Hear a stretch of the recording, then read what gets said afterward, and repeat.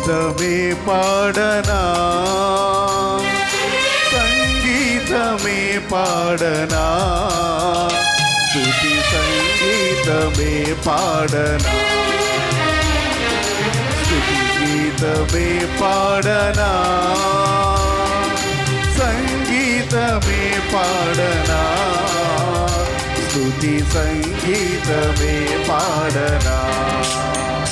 యేసయ్యా పాడనా, యేసయ్యా పాడనా, యేసయ్యా పాడనా, యేసయ్యా పాడనా, సంగీతమే పాడనా, స్తుతి సంగీతమే పాడనా, పాడనా.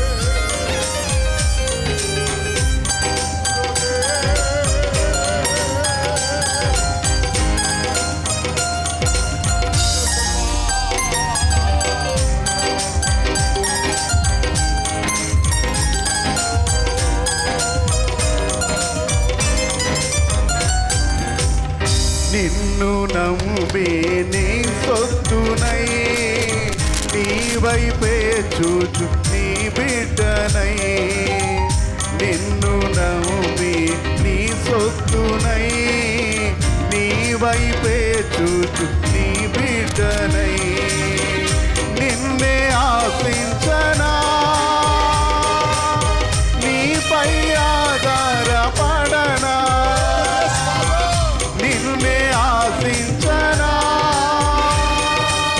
నీపై ఆధారపడనా, ఆధారపడనా, ఆశించనా, ఆధారపడనా, ఆశించనా, సంగీతమే పాడనా, స్తుతి సంగీతమే పాడనా, స్తుతి గీతమే పాడనా.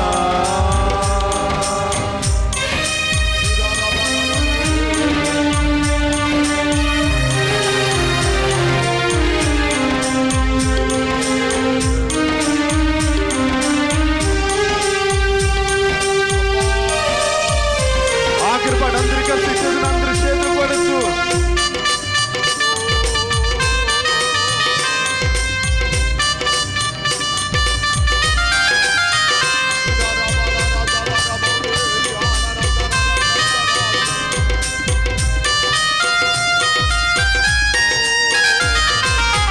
నీ సన్నిధిలో నివసించనా, నీ సేవలోనే తరించనా, నీ సన్నిధిలో నివసించనా, నీ సేవలోనే తరించనా, నీ కొరకే ఫలించనా, నీ స్వరమే విని నే బ్రతుకనా, నీ కొరకే ఫలించనా, నీ స్వరమే విని నే బ్రతుకనా, నే బ్రతుకనా, ఫలించనా, నే బ్రతుకనా, ఫలించనా, సంగీతమే పాడనా, స్తుతి సంగీతమే పాడనా,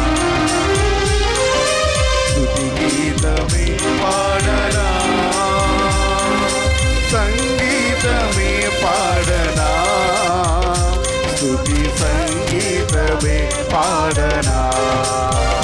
యేసయ్యా పాడనా, యేసయ్యా పాడనా, యేసయ్యా పాడనా, యేసయ్యా పాడనా, యేసయ్యా పాడనా, యేసయ్యా పాడనా,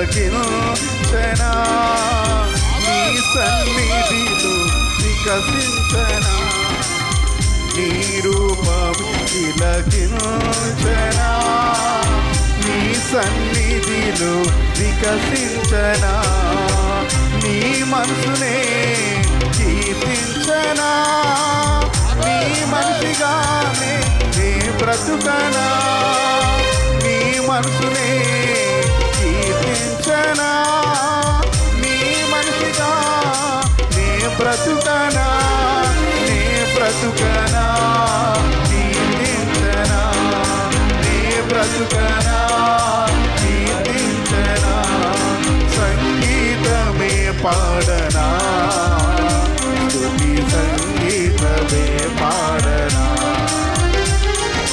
స్తుతి గీతమే పాడనా, సంగీతమే పాడనా, స్తుతి సంగీతమే పాడనా, స్తుతి గీతమే పాడనా, సంగీతమే పాడనా, స్తుతి సంగీతమే పాడనా, యేసయ్యా పాడనా, యేసయ్యా పాడనా, యేసయ్యా నిండు మనసుతో కూడినందరూ కలిసి పాడనా, యేసయ్యా యేసయ్యా పాడనా, యేసయ్యా పాడనా, యేసయ్యా పాడనా, యేసయ్యా పాడనా, యేసయ్యా పాడనా, యేసయ్యా పాడనా, యేసయ్యా పాడనా, యేసయ్యా పాడనా, యేసయ్యా పాడనా, నిండు మనసుతో కూడినందరూ కలిసి యేసయ్యా పాడనా, యేసయ్యా పాడనా, యేసయ్యా పాడనా, యేసయ్యా పాడనా. పరిశుద్ధ గ్రంథము కలిగిన వారు మీ కుడి హస్తాలతో దేవుని వాక్యాన్ని పైకెత్తుదాం. దేవా, నీ లేఖనములు పరిశుద్ధమైనది, జీవగలది. ఈ లేఖముల ద్వారా నాతో మాట్లాడి నన్ను దర్శించి, నన్ను బలపరిచి, నన్ను ఆదరించి, నన్ను ధైర్యపరిచి, నన్ను సమాధానముతో నన్ను తిరిగి పంపించు. ఆమేన్. దేవుని యొక్క నామముకు ఘనత మహిమ కలుగునుగాక. మనము ధ్యానించుచున్న దేవుని వాక్యములోనికి తిరిగి వెళ్ళిపోదాం. సర్మన్ ఆన్ ది మౌంట్, యేసు ప్రభువారు కొండ మీద చేసిన ప్రసంగముల గురించి మనం నేర్చుకుంటున్నాం. దాంట్లో మొట్టమొదటిగా ప్రాముఖ్యమైన 8 ధన్యతలు గురించి మనం నేర్చుకుంటున్నాము. 8 పిల్లర్స్ క్రైస్తవ జీవితంలో నీవు నేను క్రీస్తుకి అంగీకారముగా తీర్చబడడానికి, క్రీస్తు యొక్క హృదయానుసారులుగా తీర్చబడడానికి, క్రీస్తుతో కూడా నడవడానికి, క్రీస్తుతో కూడా జీవించడానికి సర్వశక్తి గల దేవుడు 8 పిల్లర్స్, 8 ధన్యతలను మనకి ఇచ్చాడని మన గద్దెనములోండి ధ్యానించడానికి దేవుడు సహాయం చేస్తున్నాడు. మరొకసారి మీకు గుర్తు చేస్తున్నాను, సర్వశక్తి గల దేవుడు ఈ లోకములో ఉన్నప్పుడు అనేకమును ఉపమాన రీతిగా ప్రజలతో మాట్లాడాడు. ఉపమాన రీతిగా మాట్లాడిన మాటలను సర్వశక్తి గల దేవుడు శిష్యులతో ఖాళీగా ఉన్నప్పుడు శిష్యులు తమ అనుమానాలు అడిగేవారు. యేసు ప్రభువారు ఉపమానాల గురించి వారికి వివరించి చెప్పుతున్నట్లుగా దేవుని యొక్క లేఖనములో మనం నేర్చుకుంటున్నాం. అయితే ఈ యొక్క సర్మన్ ఆన్ ది మౌంట్, మత్తయి సువార్త 5వ అధ్యాయము 6, 7 అధ్యాయాల్ని యేసు ప్రభువారు తన శిష్యులతో ఆ కొండ మీద కూర్చున్నప్పుడు వారికి బోధించుచున్న, నేర్పించుచున్న మాటలు, అక్కడ ఎక్స్ప్లెనేషన్ ఏమీ లేదు. ఆయన చెప్పిన మాట మనం ఏం చేయాలనగా అక్షరాలుగా నెరవేర్చి తీరాలి. దానికి ఏ విధమైన సర్వశక్తి గల దేవుడు ఎక్స్ప్లెయిన్ చేయట్లేదు, లేకపోతే వాళ్ళకి సులువుగా అర్థం అవడానికి ఆయన వారికి వివరించట్లేదు. అది ఆయన చెప్పింది అక్షరాలుగా పుల్లైనను సున్నైనను వ్యత్యాసం లేకుండా వాళ్ళు అనుసరించాలి. అది దేవుని యొక్క ఆలోచన. అంటే దేవుని యొక్క హృదయ వాంఛ నీవు నేను ఏ విధంగా తీర్చబడాలని దేవుడు మన ఎడల ఆశించుచున్నాడో ఆ సత్యాల్ని మరి గత దినాల నుండి మనం ధ్యానించడానికి పరిశుద్ధాత్మ దేవుడు మనకు సహాయం చేసి ఉన్నాడు. మనము సత్యాన్ని గుర్తెరగండి, మనమందరము క్రీస్తు రక్తములో కడగబడి ఆయన ఆత్మచేత ముద్రించబడిన మనము మన సొత్తు కాదు. మన ఎవరి సొత్తు అనగా సర్వశక్తి గల దేవుని యొక్క సొత్తయున్నాం. ఈ పునరుత్థాన సమయంలో ప్రతి విశ్వాసి గుర్తెరగవలసింది మనము మన సొత్తు కాదు. మన ఎవరము దేవుని యొక్క సొత్తు. అందరు గడికి చెప్పండి, మన ఎవరి సొత్తు? మనం ఎవరి సొత్తు? దేవుని యొక్క సొత్తు. మనం దేవుని సొత్తయ్యున్నాం గనక ఇక మనకి మన ఇష్టాన్ని నెరవేర్చడానికి, మన ఆలోచనలు నెరవేర్చడానికి, మన ఉద్దేశాలు నెరవేర్చడానికి, మన ఆచారాలు నెరవేర్చడానికి, మన మొక్కుబడులు నెరవేర్చడానికి, ఈలోక మానవుని యొక్క ఆలోచనలు నెరవేర్చడానికి కాదు. నీవు నేను ఆయన సొత్తై ఉన్నాము గనక ఆ సర్వశక్తి గల దేవుని యొక్క ఆశను, ఆయన యొక్క చిత్తమును మాత్రమే నెరవేర్చవలసిన వారుగా మనం ఉన్నాం. యేసుప్రభు వారు ఈ లోకానికి పంపించబడినప్పుడు, యేసుప్రభు లోకములో ఉన్నప్పుడు ఆయన అనేక పర్యాయములు ఆయన శాస్త్రులతోనూ పరిసయ్యులతోనూ సద్దుకేయులతో మాట్లాడుతున్నప్పుడు అన్నాడు, నేను లోకానికి వచ్చింది నా చిత్తమును నెరవేర్చడానికి కాదు, నన్ను పంపించిన నా తండ్రి యొక్క చిత్తమును నెరవేర్చడానికి నేను లోకానికి వచ్చాను. అయిలారా అమలారా, యేసుప్రభు లోకమున్నప్పుడు తన ఇష్టమైనది ఏది కూడా ఆయన చేయలేదు. తన ఆలోచనకి వచ్చింది ఏది చేయలేదు. తండ్రి దేని నిమిత్తం పంపించాడో దేవుని యొక్క చిత్తానుసారముగా ఆయన ప్రతిదీ చేసినట్లుగా, ఆయన నడిచినట్లుగా ఆయన మరణముకు అప్పగించుకున్నాడు. అందువల్ల గత్సేమనే వనములో యేసుప్రభు ప్రార్థన చేస్తున్నప్పుడు, తండ్రి ఇది నీ చిత్తమైతే ఈ పాత్రను ఏం చేయమంటాడనగా తొలగించు, కాదు అంటే దీన్ని తాగుతానికి ఆయన ఏమి చేశాడనగా సిద్ధముగా ఉన్నాడు. అది మన క్రైస్తవ జీవితంలో కూడా యేసుప్రభు లోకానికి వచ్చి ఆయన పాపుల కొరకు ఆయన యాగముగా తీర్చబడ్డానికి మాత్రమే కాదు, ఆయన అనేకమైన మాదిరి మనకేం చేశాడనగా చూపించాడు. అయిలరా అమలారా, మనం క్రీస్తు బిడ్డలుగా మనం తీర్చబడినట్లయితే, క్రీస్తు రక్తములో మనం కడగబడి ఆయన యొక్క సొత్తుగా ఆయన బిడ్డలుగా మనం తీర్చబడినట్లయితే, ఆ సర్వశక్తి గల దేవుని యొక్క చిత్తమును అనుసరించి జీవించేవారుగా మనం ఒక్కొక్కరము తీర్చబడాలి. అంతేగాని మనకు అనుకూలముగా మనకు అనుకూలమైనది చేయడానికి, అనుకూలమైన దాన్ని విడిచిపెట్టడానికి కాదు. అనుకూలం లేకపోయినా, అది నీకు లాభకరమైన, అది లాభం లేకపోయినా, అది నీకు సంతోషాన్ని కలిగించినా, నీకు అవమానం కలిగించినా, అది నీకు నిందకి పాలైనా, లేకపోతే నీ జీవితంలో నష్టపోతున్నప్పటికీ నీకు ఏ యొక్క చాయిస్ లేదు. నీవు దాన్ని చెయ్యాలా దీన్ని చెయ్యాలా అని ఆలోచించడానికి నీకే చాయిస్ లేదు. నీవు నేను ఏ పరిస్థితి అయినప్పటికీ దేవుని మాటకు మనం పరిపూర్ణముగా ఏం చేయాలనగా లోబడేవారుగా మనం తీర్చబడాలి. ఎప్పుడైతే మనము దేవుని మాటకి లోబడేవారుగా తీర్చబడతామో, దేవుని గ్రంథములో ఉన్న దేవుడిచ్చిన ప్రతి వాగ్దానాల్ని మన జీవితంలో మన సొంతం చేసుకోవచ్చు.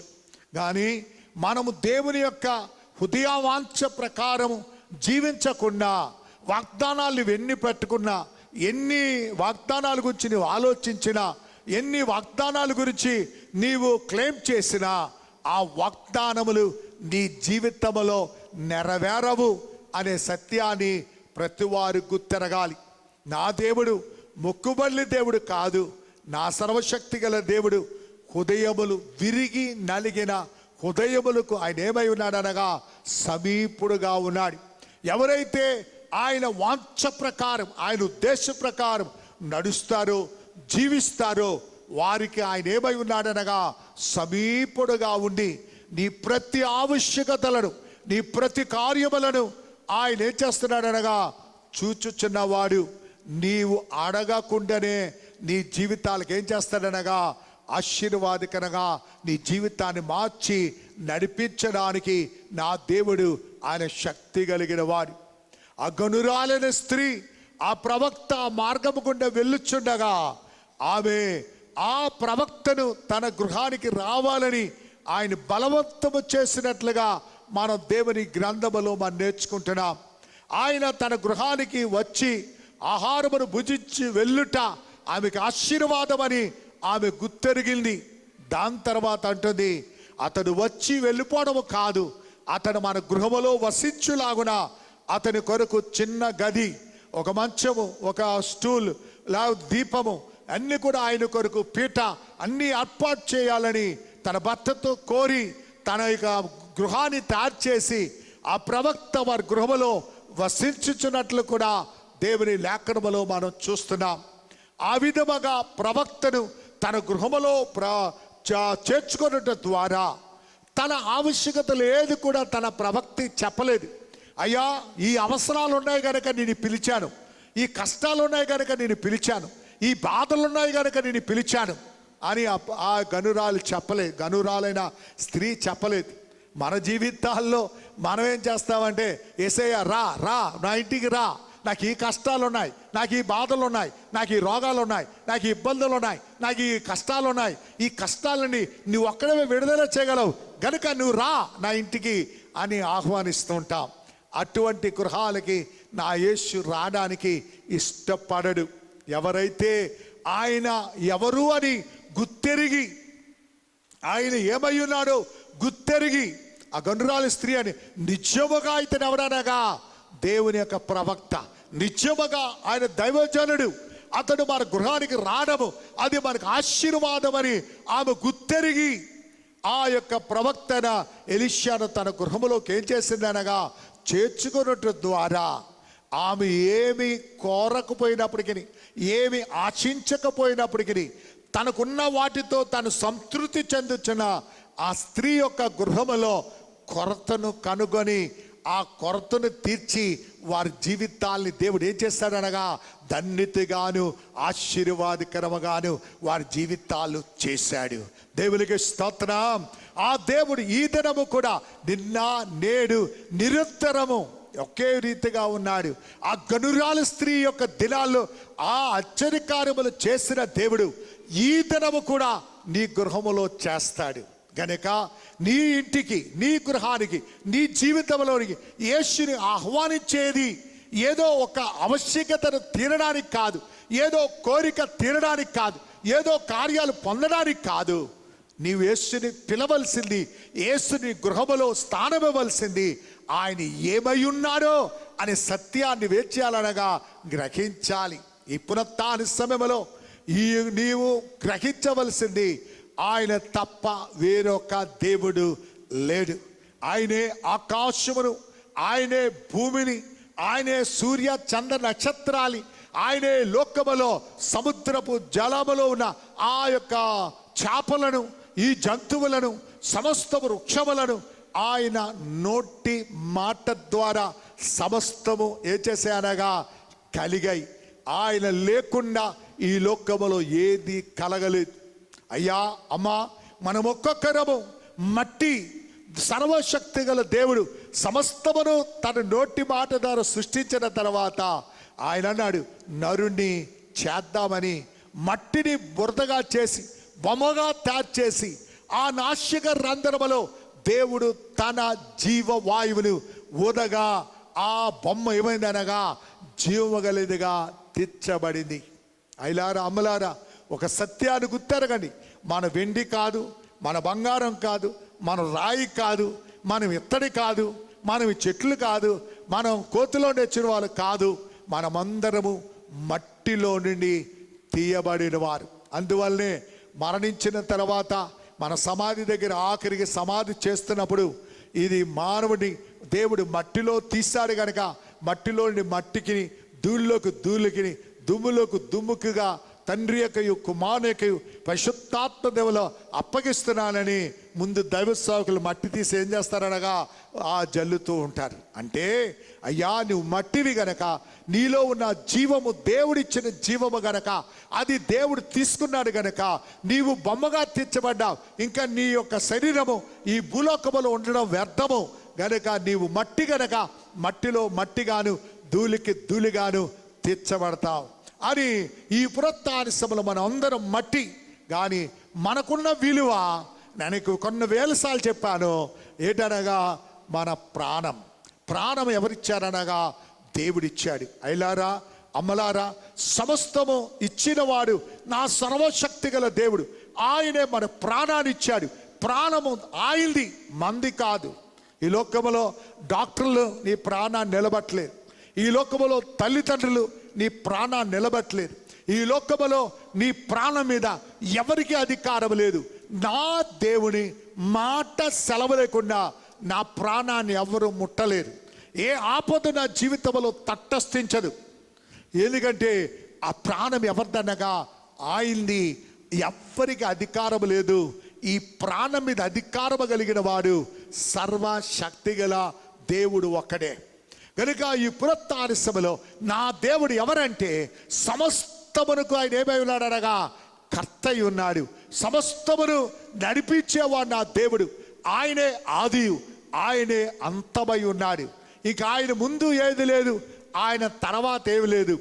ఆయనే ఆది, ఆయనే అంతము, ఆయనే సమస్తమై ఉన్నవాడు, సమస్తానికి కర్త అయినవాడు, సమస్తానికి ఆయనే కర్త. ఆయన అధికారంలో సమస్తం ఉంది.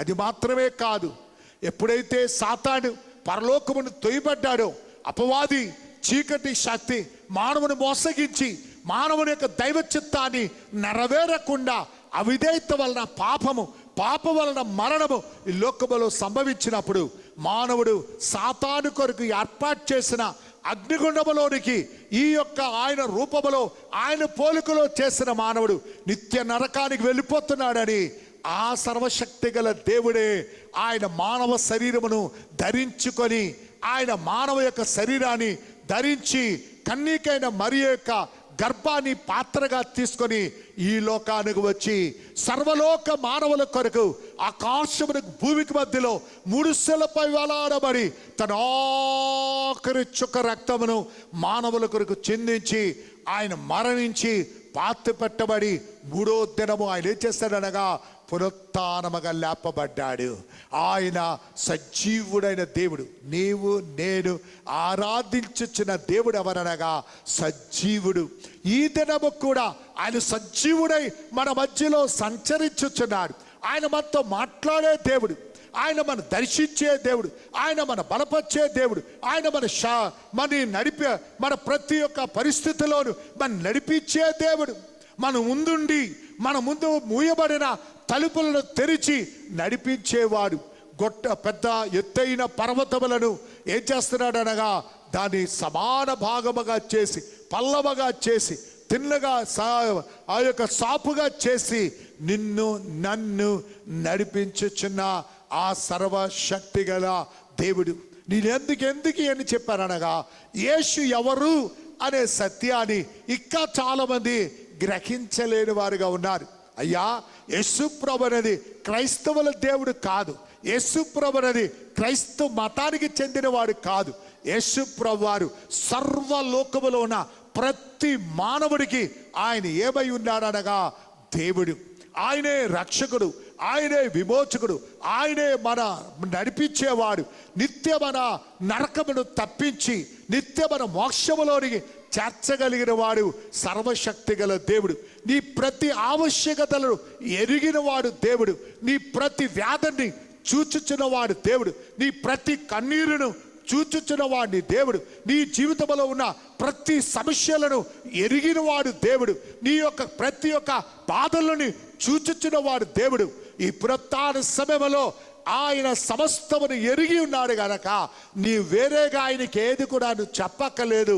నీవు నేను చేయవలసింది ఆయన హృదయవాంఛను ఎరిగిన వారుగా తీర్చబడితే చాలు.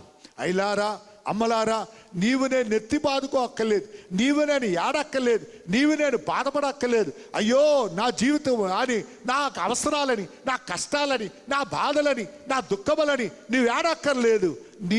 నీకన్నా బాగుగా నీ జీవితాన్ని ఎరిగిన వాడు, నీ ఆవశ్యకత తెలిగిన వాడు ఆయన నీ కార్యములు చేయడానికి ఆయన సంసిద్ధుడై ఉన్నాడు. అయితే ఆయన చెయ్యాలంటే, ఆయన దాన్ని జరిగించాలంటే నీవు నేను చేయవలసిందేమనగా ఆయన హృదయవాంఛను ఎరిగి నడిచేవారుగా. అయిలారా అమ్మలారా, ఎప్పుడైతే దేవుని హృదయవాంఛను ఎరిగిన వారుగా మనం తీర్చబడకుండా, ఆయన చిత్తమును చేసేవారుగా మనం జీవించకుండా మన ఇష్టానుసారంగా జీవిస్తే మనం ఏడవలసిందే, తల బాదుకోవలసిందే, గుండెలు బాదుకోవలసిందే, ఏడవలసిందే, మూలగవలసిందే. అయ్యో ప్రభువా ప్రభువా అని చెప్పి వేదన చెందవలసిందే. అయితే ప్రభువా ప్రభువా అని ఆందోళన చెందకుండా ఉండాలంటే ఆయన హృదయవాంఛను ఎరిగి ఆ హృదయ వాంఛ ప్రకారం నడవగలిగినట్లయితే, మనం అనేకసార్లు నేర్చుకున్నాం. యేసు ప్రభువు తన శిష్యులతో మన అద్దరికి వెళ్దామని చెప్పినప్పుడు ఆయన చిన్న దోణి ఎక్కి ఆ శిష్యులు కూడా మొట్టమొదటిగా నేను అనుకుంటున్నాను యేసే ఆ దోణిలో కాలు పెట్టాడు. దాని తర్వాత శిష్యులందరూ కాలు పెట్టారు.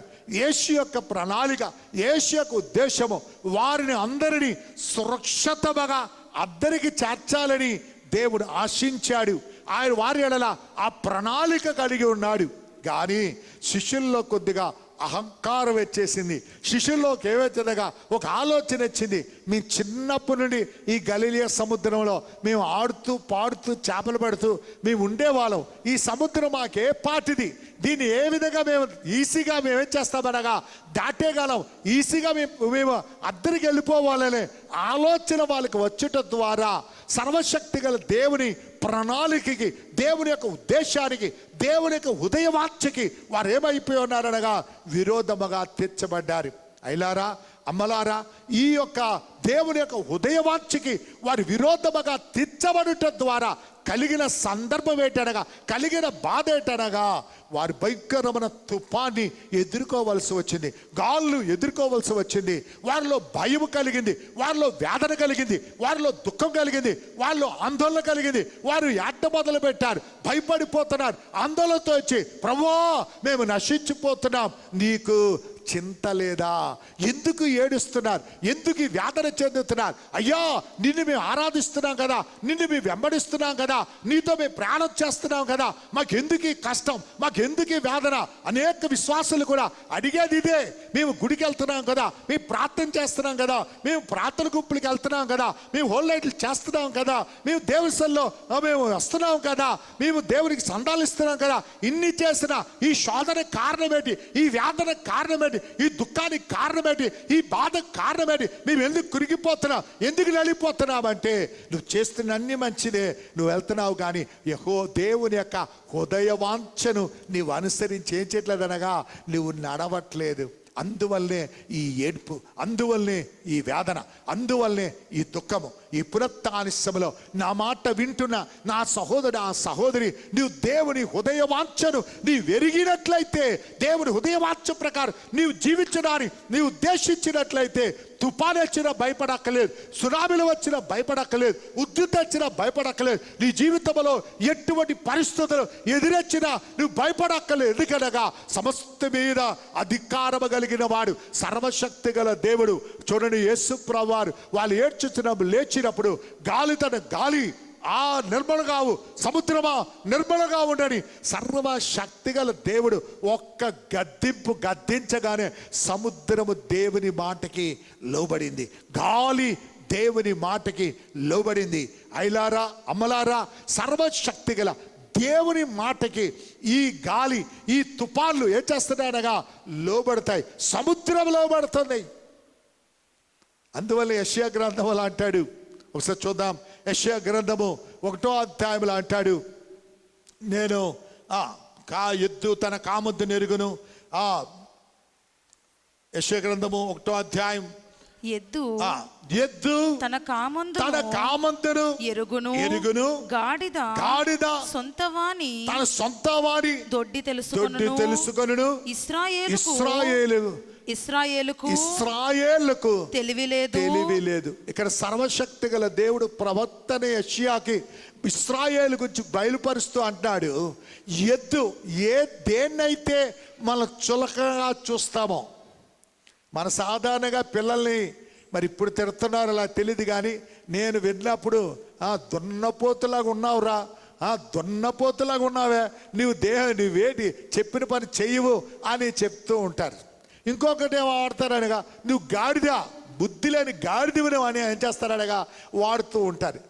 ఏదైతే మానవుడు నీచంగా తక్కువగా ఆలోచించి మాట్లాడుతున్నాడు, సర్వశక్తి గల దేవుడు రే మీరు నీచమగా అనుకుంటున్న ఈ యొక్క ఎద్దు, ఈ యొక్క గాడిద నీకన్నా ఏమైందనగా శ్రేష్టమైనది అని సర్వశక్తి గల దేవుడు మనకి బుద్ధుపదేశం చేస్తున్నాడు. ఈ మాట ఎవరైనా మీ పిల్లల మీద కానీ, మీ భర్త మీద కానీ, మీ భార్య మీద కానీ మీరు వాడుతున్నట్లయితే ఈ పునరుత్థాన సమయంలో పరిశుద్ధాత్మ దేవుడు ఈ యొక్క ఎద్దుల నుండి, ఈ గాడిద నుండి నీకు ఒక బుద్ధుపదేశాన్ని దేవుడు చేస్తున్నాడు. గాడిద తన సొంత వాణి దొడ్డి తెలుసుకొనును. మళ్ళా చూద్దాం. ఎద్దు తన కామంతును ఎరుగును గాడిద తన సొంత వాడి దొడ్డి తెలుసుకొనును. ఇశ్రాయేలుకు తెలివి లేదు. నా జనులు యోచింపరు. పాపిష్టి జనమా దోషభరితమైన ప్రజలారా దుష్ట సంతానమా చెరుపు చేయు పిల్లలారా మీకు శ్రమ. వారు యెహోవాను విసర్జించి ఉన్నారు. ఇశ్రాయేలు యొక్క యెహోవాను ఏం చేశారు? విసర్జించి ఉన్నారు. చాలా మంది డాడీ డాడీ డాడీ అంటారు, మమ్మీ మమ్మీ అంటారు, ఐ లవ్ యూ అంటారు, కానీ వాళ్ళ మాట ఏం చేయరనగా వినరు. వారి మాట ప్రకారం వారు జీవించడానికి వాళ్ళు చెప్పిన పని ఏది కూడా వాళ్ళు చేయరు. కానీ వాళ్ళు ఏమంటారనగా daddy I love you, mummy I love you. ఏలాగా ఇశ్రాయేలు గురించి దేవుడు అదే అంటున్నాడు, మీరు ఎన్ని చెప్తారు కానీ మీరెవరనగా పాపిష్టి జనం, దోషభరితమైన ప్రజలారా దుష్ట సంతానమా చెరుపు చేయు పిల్లలారా మీకు ఏమనగా శ్రమ. ఈ పునరుత్థాన సమయంలో సర్వశక్తి గల దేవుడు అంటున్నాడు, ఆయన ఎవరని పరిశుద్ధాత్మ దేవుడు ప్రతిదినము నీకు దర్శించుతుండగా, నీతో మాట్లాడుతుండగా, నీ జీవితాన్ని ఆయన దిద్దుతుండగా, ఆయన దర్శించుతుండగా నీవిక్కను ఆయన సత్యమును గుర్తెరగకుండా నీ ఆలోచన ప్రకారం, నీ ఉద్దేశ ప్రకారం, నీ యొక్క దేవుని వాంఛను ఎరగక, నీ యొక్క హృదయ వాంఛ ప్రకారం, నీ ఆలోచన ప్రకారం, నీ కుటుంబ పద్ధతి ప్రకారం నీ కుటుంబాన్ని సంతోషపెట్టాలి, నీ బంధువులు సంతోషపెట్టాలి, నీ కుటుంబస్తులు సంతోషపెట్టాలి, నీ తల్లిదండ్రులు సంతోషపెట్టాలి, నీ భర్తను సంతోషపెట్టాలి, నీ భార్యను సంతోషపెట్టడానికి నువ్వు దేవుణ్ణి విసర్జించుచున్నట్లయితే నీకు ఇచ్చిన టైటిల్, నీకు ఇచ్చుచున్న ఆ గురి ఏంటనగా పాపిష్ట జనాంగమా. ఏమంటున్నాడు? పాపిష్ట జనాంగమా, దోషభరితమైన ప్రజలారా దుష్ట సంతానమా చెరుపు చేయు పిల్లలారా మీకు శ్రమ. ఈ పునరుత్థాన సమయంలో దేవుని గురించి తెలిసి ఆయన గుర్తెరగలేని వారుగా ఉంటూ మీరు దేవునికి విరోధముగా జీవించుచున్నట్లయితే ఆ సర్వశక్తి గల దేవుడు మీ గురించి పలుకుచిన మాటలు ఇవి. అది జేమ్స్ అండ్ మ్యాథ్ చెప్పిన మాటలు కాదు. మీరు అనుకుంటారు ఈ పాస్టర్గా చెప్తున్నారు. నో. అందువల్ల దేవుని వాక్యం చదివించవలసి వచ్చింది. చదివించకపోతే ఇది నేను చెప్పాను అనుకుంటారు కనుక ఈ వాక్యము చదివించాను. గనుక మనం ఒక్కొక్కరము దేవుని వాంఛను, దేవుని యొక్క హృదయ ఆలోచనలు ఎరిగిన వారుగా, దేవుని యొక్క ఉద్దేశమును గ్రహించిన వారుగా మనము తీర్చబడగలిగినట్లయితే మన జీవితాలు ఏమవుతాయనగా ఆశీర్వాదకరంగా, దీవెనకరంగా తీర్చబడతాయి. గత అనేక దినాల నుండి సర్వశక్తి గల దేవుడు మనకిచ్చిన ఈ 8 ఆ ధన్యతలు, ఆయన హృదయ వాంఛలను మనము నేర్చుకుంటున్నాం. ఒకటి మనం నేర్చుకున్నాం, మొట్టమొదటిగా ఆత్మ విషయమై దీనులైన వారు ధన్యులు, పరలోక రాజ్యము వారిది. Blessed are the poor in the spirit, for there is the kingdom of heaven. రెండో విధంగా నేర్చుకున్నాం, దుఃఖపడు వారు ధన్యులు, వారు ఓదార్చబడుదురు. Blessed are those who mourn, for they will be comforted. మూడవది మనం నేర్చుకున్నాం, సాత్వికులు ధన్యులు, వారు భూలోకమును స్వతంత్రించుకొందురు. Blessed are the meek, for they will inherit the earth. నాలుగవది మనం నేర్చుకున్నాం, నీతి కొరకు ఆకలి దప్పిగల వారు ధన్యులు, వారు తృప్తి పడుదురు. Blessed are those who hunger and thirst for the righteousness, for they will be filled. ఐదవది మనం నేర్చుకున్నాం, కనికరము గలవారు ధన్యులు, వారు కనికరము పొందుదురు. Blessed are the merciful, for they will be shown mercy. ఇప్పుడు మనం నేర్చుకుంటున్న ఆ విషయము, హృదయ శుద్ధి గలవారు ధన్యులు, వారు దేవుని చూచెదరు. Blessed are the pure in heart, for they will see God. హృదయ శుద్ధి చాలా ప్రాముఖ్యమైనది. మానవ జీవితంలో మనకి ప్రాముఖ్యమైనది హృదయ శుద్ధి. హృదయ శుద్ధి లేకుండా మనం ఎవ్వరు కూడా దేవుని ఏడ్చేలాగా చూడలేం. చాలామందికి దేవుని చూడాలని చాలామంది అడుగుతారు, దేవుని చూపించండి అంటారు. అయిలారా అమలారా, దేవుని చూపించడానికి దేవుడు బొమ్మ కాదు, లేకపోతే ఒక రూపంలో తయారు చేయబడిన వాడు కాదు, ఆయన మనిషి కాదు. ఆయన 1000 సూర్యుల కన్నా ప్రకాశవంతుడు, ఆయన నీతిమంతుడు, ఆయన యథార్థవంతుడు. ఆ నీతిమంతుడ దేవుడు ఆయన నీకు కనబడాలంటే, నీతో మాట్లాడాలంటే మొట్టమొదటిగా నీకే కావాలనగా హృదయ శుద్ధి. అయిలారా అమ్మలారా, హృదయం శుద్ధి చేయబడితే నీ జీవితం అంతా శుద్ధి చేయబడుతుంది. హృదయం కల్మషముగా ఉంటే నీ జీవితం అంతా కల్మషముగా ఉంటాయి. అందువలనే సర్వశక్తి గల దేవుడు వసించడానికి ఆశించిందేమనగా హృదయం. ఆయన అడుగుతుంది కూడా అదే, మీ హృదయం అనే తలుపు నేను చేస్తున్నాను, తడుతున్నాను. ఎవరైనాను నా స్వరముని విని మీరు తలుపు తీసినట్లయితే నేను మీతోను, మీరు నాతో కూడా ఏం చేస్తారనగా సహవాసము కలిగి ఉంటారు. అయిలారా అమలారా, ఈ పునరుత్థాన సమయంలో నా సర్వశక్తి గల దేవుడు నివసించేది నీ ఇంట్లో ఏ మూలలో నివసించడు, ఆయన ఫోటోలో నివసించడు, ఆ సిలువలో నివసించడు, ఆయన నీవు తయారు చేయబడిన దేంట్లో కూడా ఆయన నివసించడు.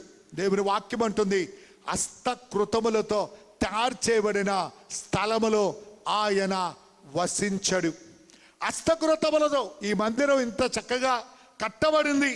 దేవుని మందిరాలన్నీ కూడా వచ్చి ఒక దగ్గర కూడి దేవుని ఆరాధించడానికి, ఆయన వసించడానికి కాదు, ఆయన ఇక్కడ దేవుడు కూర్చుండానికి కాదు. సర్వశక్తి గల దేవుడు ఇది అంటున్నాడు, మీ కొరకు మీ మందిరాలన్నీ కూడా కూడి వచ్చి నన్ను ఆరాధించడానికి, నన్ను స్తుతించడానికి ఈ మందిరం మీ కొరకు ఏర్పరచబడింది. అయితే ఈ మందిరంలో నేను నివసించను, నాకు నివసించడానికి నేను ఒక ఇల్లు తయారు చేసుకున్నాను. ఆ ఇల్లు ఏంటనగా మన హృదయాల్ని సర్వశక్తి గల దేవుడు తయారు చేసుకున్న గృహం. కనుక ఈ పునరుత్థాన సమయంలో సర్వశక్తి గల దేవుడు వసించవలసిన మన హృదయం. నీ హృదయమును దేంతో నింపుతున్నావు? దురాలోచనలతో నింపుతున్నావా? ఈ లోకమైన మాటలతో నింపుతున్నావా? ఈ లోకమైన సినిమాలతో నింపుతున్నావా? ఈ లోకమైన సీరియల్తో నింపుతున్నావా? ఈ లోకమైన అబద్ధాలతో నింపుతున్నావా? ఈ లోకమైన దూషలతో నింపుతున్నావా? ఈ లోక కక్షలు కోపాలతో నింపుతున్నావా? ఈ లోకమైన క్రోధాలతో నింపుతున్నావా? ఈ లోకమైన బాధతో దుఃఖముతో నింపుతున్నావా? ఈ పునరుత్థాన సమయంలో నీకు అర్థమైపోతుంది. నువ్వు నోరిప్పితే బూతులు వస్తున్నాయంటే నీ హృదయం నిండా ఏమన్నాయనగా బూతులు ఉన్నాయి. నీవు కేకలేస్తున్నావంటే నీ హృదయం నిండా భారం ఉంది, దానివల్ల ఏం చేస్తున్నావు? కేకలు వేస్తున్నావు. చూడండి, ఈ విధంగా నీ హృదయము ఏది నిండి ఉందో దాని గురించే నువ్వు ఎప్పుడు ఏం చేస్తావునగా మాట్లాడుతూ ఉంటావు.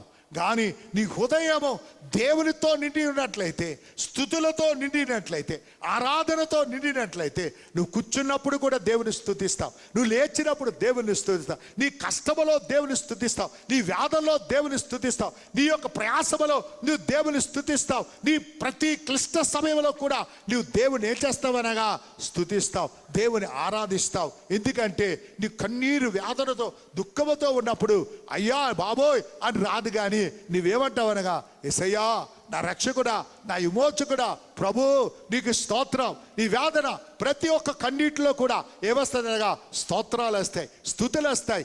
ఎందుకు అమ్మా ఇంత దుఃఖంలో ఉన్నావు, అయ్యా ఇంత దుఃఖంలో ఉన్నావు, ఇంత వేదనలో ఉన్నావు, ఇంత కన్నీటిలో, ఇంత భయముతో, ఇంత ఆందోళనతో ఉన్నావు. అయితే నీ నోట్లో అయ్యా అమ్మా నానా అని ఒక మాటలు రావట్లేదే, నువ్వు ఎప్పుడు స్తుతి స్తోత్రాలు. ఎస్, ఎందుకంటే నా హృదయం అంతా కూడా ఏమైందనగా స్తుతి స్తోత్రాలతో నింపబడింది. ఇక నాలో హృదయంలో ఈ లోక వాంఛ లేదు కూడా లేదు, ఈ లోక ఆలోచన లేదు కూడా లేదు, ఈ లోక కార్యాలు లేదు కూడా లేదు. నా హృదయం అంతా కూడా స్తుతులతో స్తోత్రాలతో నింపబడింది కనుక నేను నోరు తెరిచుచుండగా నా ఏ పరిస్థితి అయినప్పటికీ నేను దేవుడిని ఏం చేస్తున్నాడగా స్తుతిస్తున్నాను. అయిలారా అమ్మలారా, సర్వశక్తి గల దేవుడు కోరేది అదే, హృదయము నిండా ఏముండాలనగా స్తుతులతో నింపబడాలి. మనం 3 ఉదాహరణలో 2 ఉదాహరణలు ఆల్రెడీ మీతో మాట్లాడాను. ఒకటి ఏమి నేర్చుకున్నామనగా, చాకలి వాడు తన బట్టలు ఏం చేస్తాడనగా ఉతుకుతున్నాడు. మలినముతో ఉన్న బట్టలు, ఆ యొక్క మురుకుతో ఉన్న బట్టలు, చెమట కంపుతో ఉన్న బట్టలు, ఆ బట్టలు మచ్చలతో, ఆ డాగులతో ఉన్న బట్టలు, ఈ బట్టలు బట్టలు ఏం చేయబడతారగా ఉతకబడుతున్నాయి. అది పవిత్రం చేయబడుతున్నాయి, అది శుద్ధి చేయబడుతున్నాయి, దాని దుర్వాసన నుండి పోతున్నాయి, దాని డస్ట్ పోతుంది, దాని మురికి పోతుంది, దాని యొక్క ఆ మచ్చలు పోయి అదేమవుతుంది అనగా చక్కగా మంచి యొక్క వస్త్రాలుగా తెచ్చబడుతుంటాయి. ఒక్కొక్కసారి ఈ యొక్క సర్ఫ్ యొక్క అడ్వర్టైజ్మెంట్లో చూపిస్తుంటాడు కదా, ఒక షర్టు 2 షర్ట్లు చూపిస్తుంటాడు. ఒక షర్టు ఈ సర్ఫ్తో ఉతికింది, ఇంకో షర్టు ఇంకొక సర్ఫ్తో ఉతికింది, ఏ విధంగా తెల్లగా అవుతుందో చూపిస్తూ ఉంటారు. మరి ఒక సర్ఫ్తో ఉతికినప్పుడు ఆ షర్ట్ అంతా ఏమవుతుంది అనగా మరకలతో మురుకుతో ఉన్న షర్ట్ అంతా చాలా ఎంత తెల్లగా కనబడుతూ ఉంటాయో.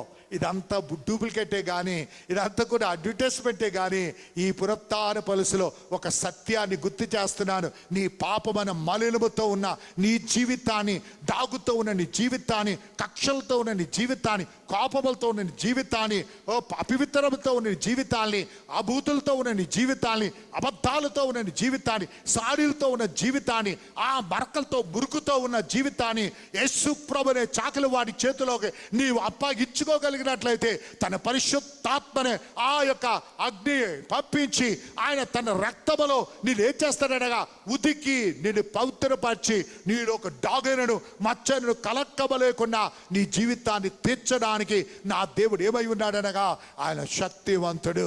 కనుక ఈ పునరుత్థాన సమయంలో ఇక్కడ కూడా ప్రతి వారికి కూడా నీవు నేను ప్రార్థించవలసింది, అయ్యా ఇదిగో ఈ పునరుత్థాన సమయంలో నా జీవితం అంతా కూడా మరకలతో ఉంది, నా జీవితం అంతా కూడా అపవిత్రతో ఉంది, నా జీవితం అంతా కూడా అయ్యా ఈ దుర్వాసనతో ఉంది. ఇదిగో ఈ పునరుత్థాన సమయంలో నా జీవితాన్ని నీకు అప్పగిస్తున్నాను ప్రభువా, నన్ను బాగుగా ఉతుకు, నన్ను బాగుగా శుద్ధి చేయి. దావీదు భక్తుడు ప్రాడినట్లుగా దేవా ఈ సోపుతో నన్ను ఏం చేయాలనగా బాగుగా నువ్వు శుద్ధి చేయబట్టున్నాడు.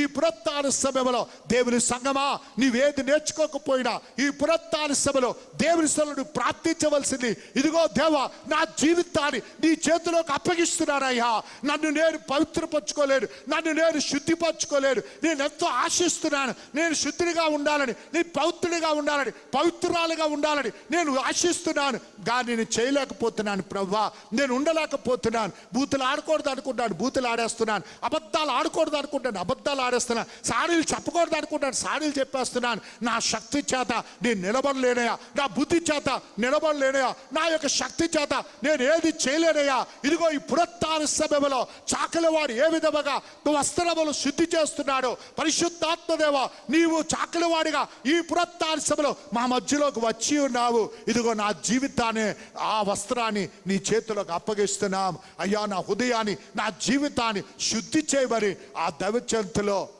మామూలుగా పెదవులతో చెప్పడం కాదు, ఎక్కడో చెప్పాలనగా హృదయాంతరాంగములోని నువ్వు చెప్పగలిగినట్లయితే ఈ పునరుత్థాన సమయంలో నా సర్వశక్తి గల దేవుడు నిన్ను ఉదికి ఏం చేస్తాడనగా, నీవు ఇక్కడ వెళ్ళక మునిపే ఏ డాగు మచ్చ కలక్కము లేకుండా, ఏ యొక్క బలినము లేకుండా, ఏ డాగు లేకుండా నిన్ను ఆయన సమాధానకరముగా నిన్ను నడిపిస్తాడు.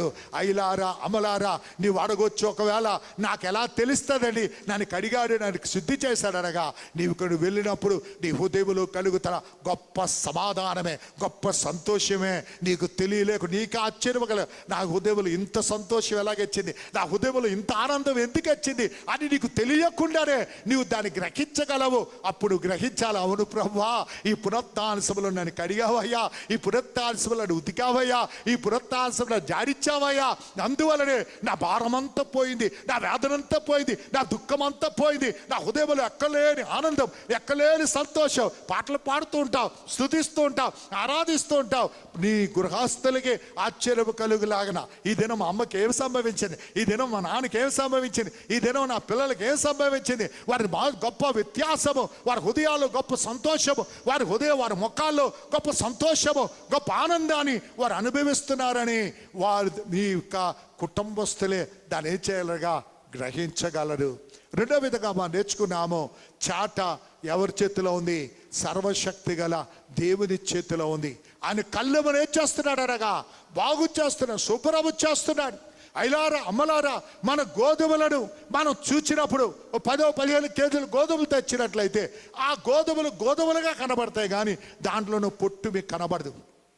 ఆ విధముగానే అనేకమైన క్రైస్తవులుగా కనబడుతున్నారు, కానీ వాళ్ళలో ఉన్న పొట్టేదో గ్రహించలేని వారుగా ఏమంటే మేము గోధుమలు అంటున్నారే కానీ దాంట్లో పొట్టుందనే సత్యాన్ని ఏం చేయట్లేదనగా గ్రహించట్లేదు.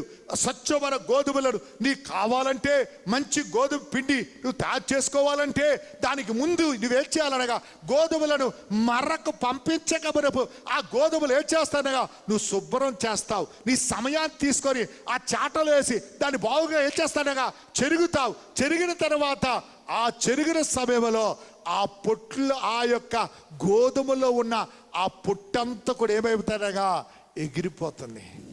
అయిలారా అమ్మలారా నీవు భక్తురాలువని, భక్తుపరుడు అని, నాకన్నా మంచి విశ్వాసం ఎవరు లేరని, నాకన్నా ప్రార్థన పరులు ఎవరు లేరని, నాకన్నా విజ్ఞాపన పరులు ఎవరు లేరని, నేనే గొప్ప వ్యక్తినని నీవు మోసపోతున్నావేమో, నీవు డబ్బాలు కొట్టుకుంటున్నావేమో, నీ గురించి నువ్వు ఆలోచించుకుంటున్నావేమో, నీ గురించి నువ్వు అతిశయపడుతున్నావేమో.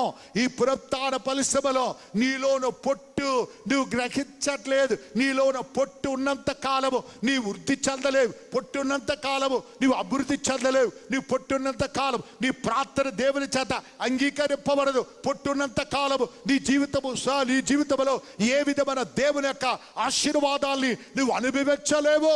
ఈ పునరుత్థాన సమయంలో పరిశుద్ధాత్మ గాలి నీ మీద వీచడానికి నీవు ఇష్టపడగలిగినట్లు, అయ్యా ఇదిగో నీ సన్నిధిలో ఉన్నాను, ఈ పరిశుద్ధాత్మనే గాలి నా మీద ఏడ్చాలనగా వీచు అని దేవుని సన్నిధిలో ప్రార్థించగలిగినట్లయితే, దేవుని సన్నిధిలో మన జీవితాలు సమర్పించుకోగలిగినట్లయితే, సర్వశక్తి గల దేవుడు తన పరిశుద్ధాత్మని గాలిని పంపించినప్పుడు ఆ గింజలు ఎగిరిపోవు, కానీ పొట్టు ఏమైపోతుందగా ఎగిరిపోతుంది. దేవునికి స్తోత్రం. అప్పుడు నువ్వేమవుతానగా శుద్ధి చేయబడిన దానిగా, నువ్వు శుద్ధి చేయబడిన అసలైన సిసలైన గింజలుగా నువ్వేం చేస్తావనగా తీర్చబడతావు. అసలైన సిసలైన విశ్వాసిగా, దేవుని హృదయ వాంఛను చేసేవారుగా, హృదయ వాంఛను జరిగించేవారుగా, హృదయ వాంఛ ప్రకారం జీవించేవారుగా సర్వశక్తి గల దేవుడు నీ జీవితాన్ని చేసి ఆయన నడిపించాలని ఆయన ఆశించుచున్నాడు. అయిలారా అమలారా మన సమయం చాలా తక్కువ, దాన్ని గమనించాలి. గత 2 వారాలు చెప్తున్నాను, మన యొక్క జీవితాన్ని వయసు ప్రకారం కాదు, మన జీవితాలు ఏం చేయాలనగా దినముల ప్రకారం మనం లెక్కెట్టుకున్నట్లయితే ఎంత తక్కువ దినాలు మన ముందున్నాయో గ్రహించి వ్యర్థమైన వాటి గురించి కాక అవసరమైన వాటి గురించి మనం ఏం చేయాలన్నా ప్రాకులు పడేవారుగా. ఈ దినములో మనుష్యుడు ప్రాకులు పడేది అవసరం లేని దాని గురించి, పనికిమాల గురించి, సీరియల్ గురించి, సినిమాల గురించి, ఈ లోకములు అనేకమైన వాటి గురించి. గత వారం ఇప్పుడు వాక్యం విన్న తర్వాత ఒకరు నాకు మెసేజ్ పంపిస్తారు, అయ్యా ఈ దినం ఈ వాక్యము నా హృదయాలకు చాలా ఆశీర్వాదకరంగా ఉంది, దీవెనకరంగా ఉంది. గుడ్, చాలా సంతోషం. మార్పు చెందితే చాలు, మార్పు చెందితే నీకు దీవెనకరంగా ఉంది, దీవెనకరంగా ఉందని చెప్తే లాభం లేదు. నీలో మార్పు కలగాలి. మార్పు కలిగినప్పుడు అది నిజమైన ఆ దీవెనకరముగా నీ జీవితానికి ఏమవుతుందనగా తీర్చబడుతుంది. కనుక ఈ పునరుత్థాన పరిశ్రమలో దేవుని సంగమా, మనము సమయము చాలా తక్కువ కనుక వ్యర్థమైన వాటి గురించి, వ్యర్థమైన లోకములో వ్యర్థమైన కార్యాల గురించి కాలమగనపోద్దు. అనవసరమైన కార్యాలు, ఈ లోకమైన ఆచారాలు, ఈ లోకమైన పద్ధతులు, ఈ లోకమైన కార్యాలు, ఈ లోకమైన స్నేహితులు, ఈ లోకమైన యాత్రలు కాదు. మా పెళ్ళైన యవనస్తులు ఉన్నారు కొంతమంది, బ్రదర్స్లకు రారు, పిక్నిక్లకు వెళ్ళిపోతుంటారు. పిక్నిక్లు అంటే వాళ్ళ ఇష్టం. బ్రదర్స్ కావాలంటే పిక్నిక్ వెళ్ళినట్టు బ్రదర్స్ కావాలి, బ్రదర్స్ సెల్కి మాత్రం రారు. ఈ లోకమైన వ్యర్థమైనవి, పిక్నిక్లని వ్యర్థమైనది, ఈ లోక కార్యాలు వ్యర్థమైనవి. ఏదో సరదాగా తిరగడం మంచిదే, సరదాగా కూర్చోడం మంచిదే, సరదాగా వద్దని చెప్పట్లేదు, మంచిదే. ఏమైంది, మొన్న హైదరాబాద్ నుండి వచ్చిన అరకు వెళ్ళిన ఆ బండి లోయలో పడిపోయింది. నీవు సురక్షితంగా ఉన్నామంటే దేవుడు మన ఎడల ఏం చేస్తున్నాడు అనగా ఆయన కృప చూపిస్తున్నాడు. వ్యర్థమైన వాటి కాదు. నువ్వు పిక్నిక్ వెళ్ళావన్నా తప్పు చెప్పట్లేదు, లేకపోతే నువ్వు సరదాగా మాట్లాడే తప్పు కాదు. వ్యర్థమైన దానికి నువ్వు సమయాన్ని వేరుపరచడం కన్నా విలువైన దానికి చేర్చాలనగా సమయమును వేరుపరచుకోవాలి. బ్రదర్స్లకు రావాలి, ఉపవాస ప్రార్థన శనివారం రావాలి, ఆదివారం రావాలి, దేవుని స్థలంలో ఉండాలి, దేవుని స్థలంలో ప్రార్థించాలి. నువ్వు సీరియల్ తర్వాత సీరియల్ చూస్తే నీకేం లాభం వస్తుంది? నీకేమో అప్పుడు చూసినంత వరకు సంతోషంగా ఉంటుంది. కొంతమంది మెంటల్గా తీర్చబడడానికి కొన్ని సీరియల్స్ వాళ్ళు ఏం చేస్తారుగా మానసికంగా ఒత్తిడి చేస్తూ ఉంటాయి. ఈ యొక్క లోకములో జరుగుతున్న కిడ్నాప్లు ఎక్కడి నుంచి నేర్చుకున్నారు? ఈ లోకములో జరుగుతున్న ఈ గ్యాంగ్ రేపులు ఎక్కడ నేర్చుకున్నారు? ఇవన్నీ కూడా ఎక్కడ నేర్చుకున్నారు? సినిమాల్లోనే నేర్చుకున్నారు. ముందు పోలీసు వాళ్ళు వీళ్ళు కాదు పట్టుకునేది, సినిమా వాళ్ళు పట్టుకోవాలి. వీళ్ళు నేర్చుకున్న సినిమాల్లో నేర్చుకుంటారు. ఏ విధముగా ఈ లోకములో ఈ పాప కార్యములో ముందుకు ఏ విధంగా వెళ్ళాలని సినిమా వాళ్ళు ఏం చేస్తున్నారుగా ప్రోత్సాహపరచుచున్నారు. అత్తాకోళ్ళు గొడవ తేడానికి కారణం ఏమిటనగా ఈ సీరియల్లో అత్తాకోళ్ళ యొక్క ఫైటింగ్ చూపిస్తూ ఉంటాడు. కోడలు అనుకుంటుంది, అచ్చా నేను కూడా అలాగే తీర్చబడాలని అత్త మీద ఎగురుతూ ఉంటుంది. లేకపోతే ఈ లోకములో ఎన్ని కూడా సమస్యలు కావడానికి కారణము వ్యర్థమైన వాటి గురించి. ఈ లోకములో వ్యర్థమైన మాటలు, జోకులు వ్యర్థమైనవి, అది నీకు సమాధాన సంతోషకరమైనవి కావు. వ్యర్థమైన వాటి గురించి. అందువల్లే దేవుని వాక్యం అనేది వ్యర్థమైన మాటల్లో ఏముండదనగా దోషము ఉండక మానదు. అయిలారా అమ్మలారా, వ్యర్థమైన మాటలు. నీవు తర్వాత ఇంట్లోకి వచ్చి ఏడిస్తే లాభం లేదు. నీకు కలిగిన వేదన నీ వ్యర్థమైన మాటల వలన, నీకు కలిగిన అవమానము వ్యర్థమైన మాటల వలన, నీ కలిగిన దూషణలు వ్యర్థమైన మాటల వలన, నీ కలిగిన దుఃఖము వ్యర్థమైన మాటల వలన, తర్వాత వీళ్ళని నిందించినందువలన ప్రయోజనం లేదు. మనం ఏం చేస్తామంటే వీళ్ళని నిందిస్తూ ఉంటాం. దానికి కారణం నువ్వే. ఎందుకంటే నీ సమయాన్ని ఏం చేస్తావనగా విలువైన వాటి గురించి నీవు వేరుపరచకుండా వ్యర్థమైన వాటి గురించి నీ సమయాన్ని ఏం చేస్తావనగా వేరుపరిచావు. ప్రార్థన గుంపులకు వెళ్ళరు కానీ ఇంట్లో ఊసులాడుకోవడానికి ఇష్టపడుతుంటారు. ప్రార్థన ఇంట్లో సమయాన్ని వేరుపరచుకొని ప్రార్థన చేయరు కానీ సీరియల్ తర్వాత సీరియల్ చూస్తూ ఉంటారు. అయిలారా అమ్మలారా, నీ గృహానికి కలుగుతున్న వేదన అదే.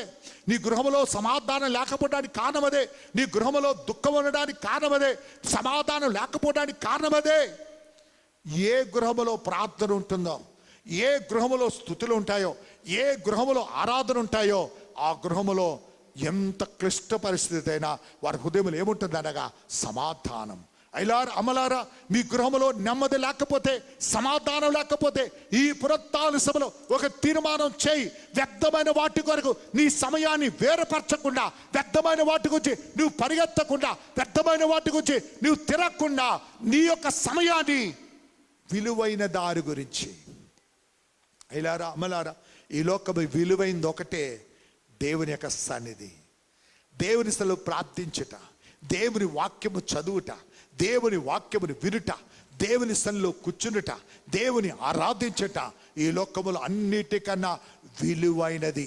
కనుక ఈ పునరుత్థాన సమయంలో నీవు అనవసరమైన వాటి గురించి, నా మాట వింటున్న సహోదర సహోదరి, అనవసరమైన వాటి గురించి నీ సమయాన్ని పాడు చేయకుండా విలువైన దాని గురించి నీ సమయాన్ని వేర్పరచు. దేవుని కార్యాల కొరకు, దేవుని పరిచర్య కొరకు, దేవుని స్తుతించడానికి, దేవుని కార్యాల కొరకు నీ సమయాన్ని వేర్పరచు. అప్పుడు నీ జీవితాలు ఏమవుతాయనగా దీవెనకరముగా, ఆశీర్వాదకరంగా తెచ్చబడతాయి. మూడో ఉదాహరణ కూడా నేను ప్రారంభించి మరి నా మాటలు ఈ దినం ముగించాలని ఆశిస్తున్నాను. పాలు చాలా ప్యూర్, చాలా స్వచ్ఛమైనది.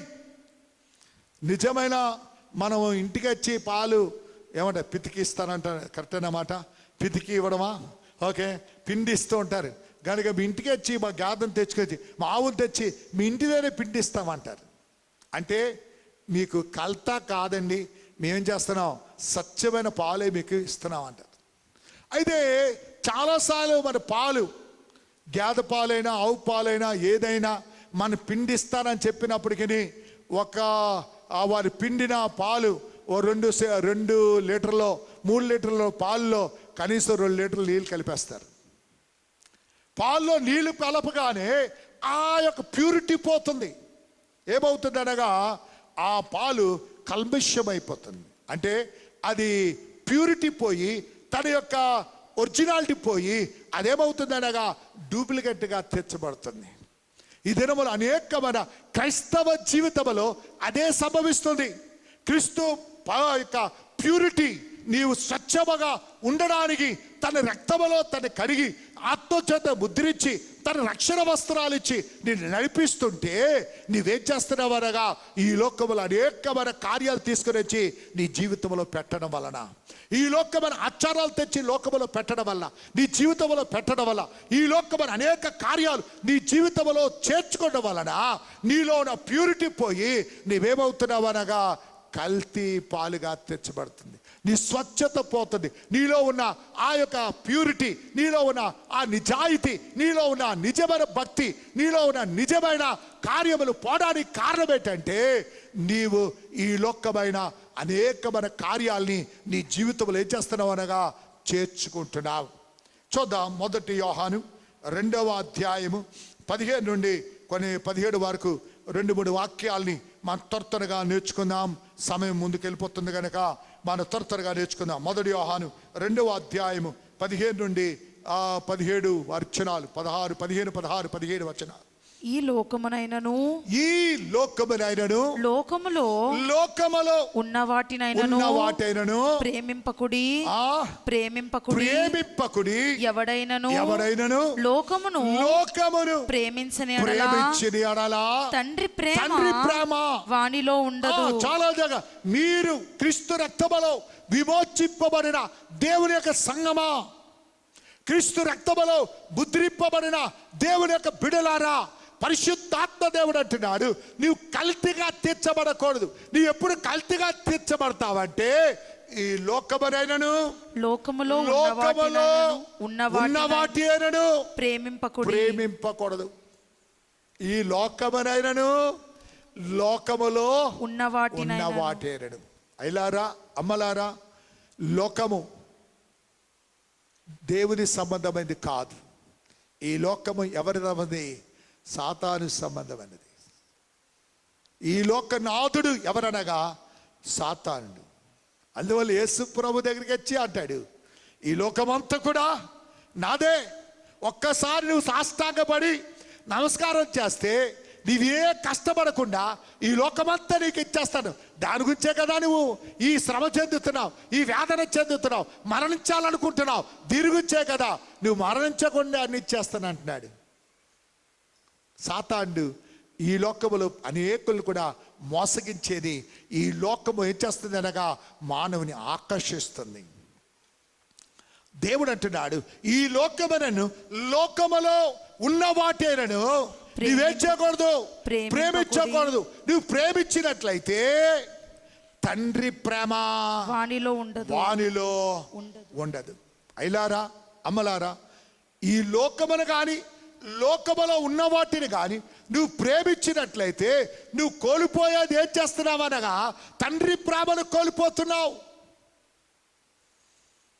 తండ్రి అంటే మన సర్వశక్తి గల దేవుని యొక్క ప్రేమను ఏం చేస్తున్నావు అనగా కోల్పోతున్నావు. ఇప్పుడు ఏం కావాలి? ఈ లోకము కావాలా, ఈ యొక్క దేవుని ప్రేమ కావాలా? నేను గతసారి చెప్పుంటాను, ఒక యవనస్తుడు ఆయన గురి మంచం మీద ఉన్నాడు, లెగలేని స్థితిలో ఉన్నాడు, అటు ఇటు తిరగలేని స్థితిలో ఉన్నాడు. ఆ యవనస్తుడి దగ్గరికి అనేక మంది దైవ సేవకులు వస్తున్నారు, ప్రార్థిస్తున్నారు. అనేక మంది విశ్వాసులు వస్తున్నారు, ప్రార్థిస్తున్నారు. అనేక నెలలుగా తెచ్చిపోయాయి. ఒక రాత్రి సర్వశక్తి గల దేవుడే ఆయన దిగి వచ్చి ఆయన పక్కన కూర్చున్నాడు. ఆయన పక్కన కూర్చొని చాలాసేపు కూర్చొని ఆయనతో మాట్లాడుతూ ఆయన వెళ్ళిపోతున్నప్పుడు ఆయన అడిగాడు, నిన్ను నేను ఇప్పుడు స్వస్థపరిచి వెళ్ళాలా, లేకపోతే నీవు ఈ విధంగా ఉంటూ ప్రతిరోజు నేను నీ దగ్గరికి వచ్చి నీతో మాట్లాడాలని నీవు ఆశిస్తున్నావా అని అడిగాడు. మనమైతే ఏం చెప్తాం? నువ్వు రాకపోయినా పర్లేదు కానీ నన్ను బాగు చేసిరా బాబు, నేను అటు ఇటు తిరగాలి, చేయాలి, ఎక్కడికి వెళ్ళాలి, తిరగాలి, అన్ని చూడాలి, సంతోషించాలి, నన్ను బాగు చేసామని అడిగేవాడు. కానీ యవనస్తుడు అన్నాడు, అయ్యా నా జీవితంలో నాకు లెగాలని నాకు లేదు, ప్రతిదినము నువ్వు వచ్చి నాతో మాట్లాడితే చాలు అన్నాడు. ఎంత మంచి సాక్ష్యం. ఆయన అంటున్నాడు, అయ్యా నన్ను బాగు చేయొద్దు, నేను ఇలాగా ఉండాలి, కానీ ప్రతిదినము నువ్వు వచ్చి నాతో చేయాలి, మాట్లాడాలి.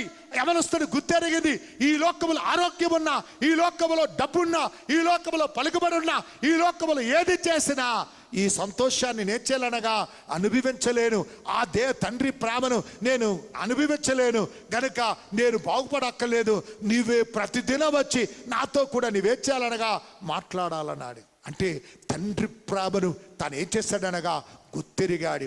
ఈ పునరుత్థాన సమయంలో అయ్యా అమ్మా దేవుని తండ్రి ప్రేమ నువ్వు ఒక్కసారి గుర్తెరగు. ఆ ప్రేమ ఎంతవరకు చూపించాడు తెలుసా? ఆయన ప్రేమ ఎంతగా చూపించాడు తెలుసా?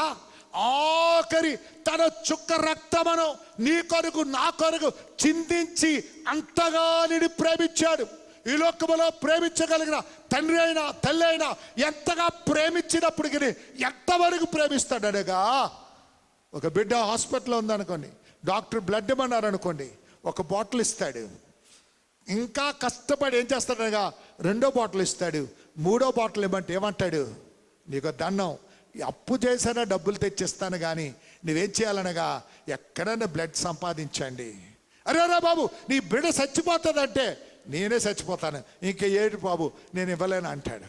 అంటే ఈ లోకమైన ప్రేమ, తండ్రి ప్రేమ, తల్లి ప్రేమ, బిడ్డల ప్రేమ ఎంతవరకు అనగా వారి ప్రాణానికి హాని కలగలేనంత వరకే. నేను ఇంకొక ఉదాహరణ చెప్పాను, గుర్తుందా? భార్యాభర్తలు చాలా ప్రేమ.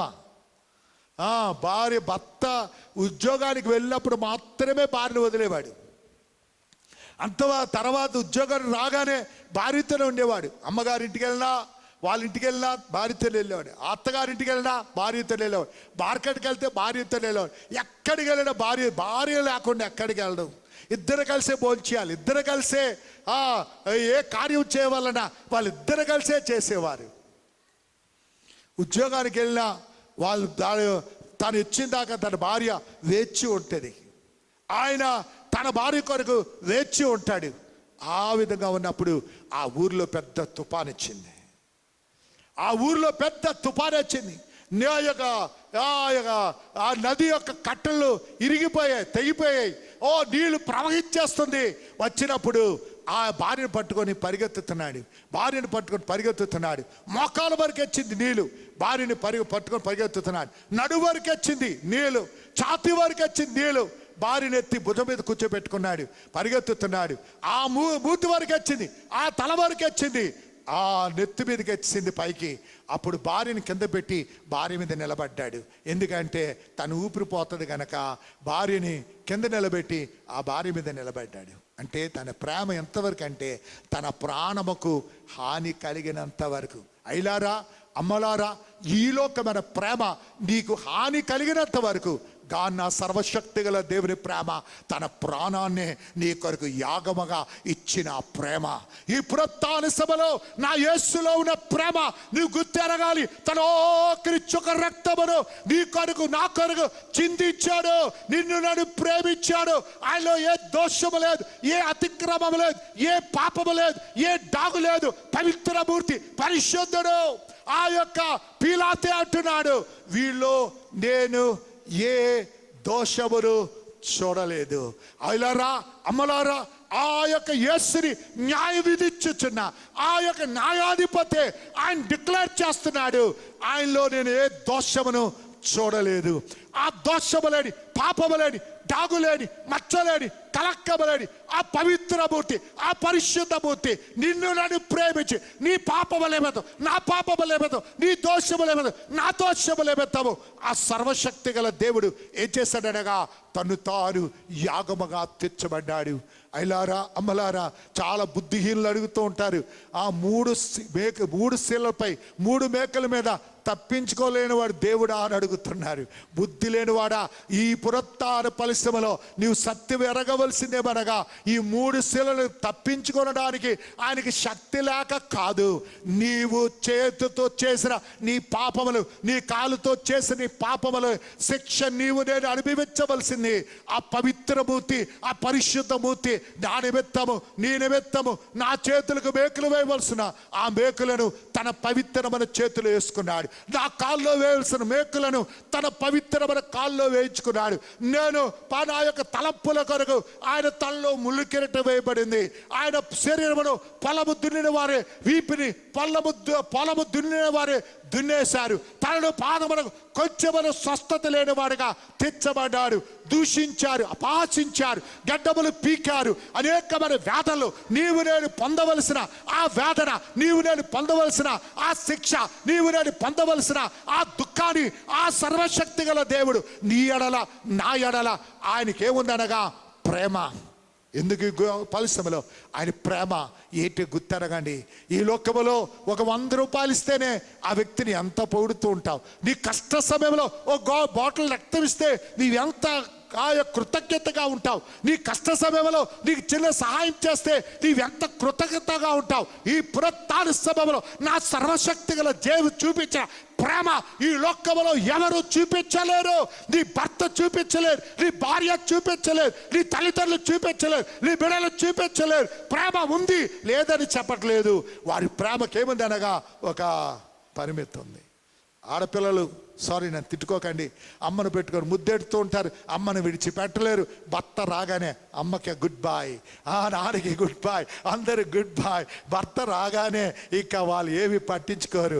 కుమారుడేనంతే ఏమంటారుగా మాయ్ మమ్మీ, మాయ్ డాడీ, మాయ్ డార్లింగ్, మాయ్ స్వీట్ మమ్మీ అంటారు. భార్య రాగానే గుడ్ బాయ్ మమ్మీ డాడీ, ఇక భార్య చాలు, భర్త చాలు. అయ్యా ఈ లోక ప్రేమ అంతే. అది తప్పు కాదు. దేవుని వాక్యానుసారంగా నీ తల్లిదండ్రులు విడిచి భర్తను ఏం చేయాలనగా హత్తుకోవాలి, భార్యని ప్రేమించాలి. అది దేవుని చెప్పిన వాక్యము. అది ఎందుకంటే అది మనది రక్త సంబంధము. కానీ వాళ్ళది ఏంటనగా మాంసంలో మాంసము, ఎముకలో ఎముక. అదేం చెప్పనగా నరులోని ఆ యొక్క ఎముకలోని నరులో తీయబడింది కనుక నారి వారి ఏక శరీరముగా ఉన్నారు కనుక వారికి ఏముంటుంది అనగా అంత అట్రాక్షన్ ఉంటుంది.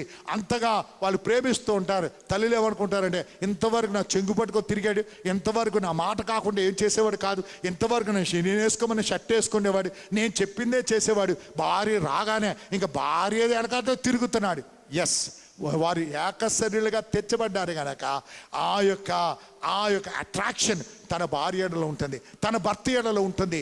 కనుక ఎవరు కూడా మీరు అసూయపడ్డానికో లేకపోతే మీ బిడ్డల మీద దోషాన్ని పెంచడానికో కాదు, కానీ ఈ లోకమైన ప్రేమ ఏమవుతుందనగా సమయానికి ఏమవుతుందనగా మారిపోతుంది. కనుక సత్యము, నా దేవుని ప్రేమ ఏ పరిస్థితిలో కూడా మారిపోదు. అటువంటి ప్రేమ, అయ్యా నీవు నేను పొందవలసిన యేసు ప్రేమ, ఇవన్నీ వివరించడానికి కారణము నా యేసు ప్రేమను నువ్వు గుర్తెరగాలనే ఆ సత్యాన్ని గురించి నేను ఇవన్నీ కూడా వివరించుకొని రావాల్సి వచ్చింది. నా యేసు ప్రేమ అంటే ఒక్కసారి నీకు అర్థము కాకపోవచ్చు. నా యేసు ప్రేమ ఏమైందని మీకు వివరించి చెప్పాను.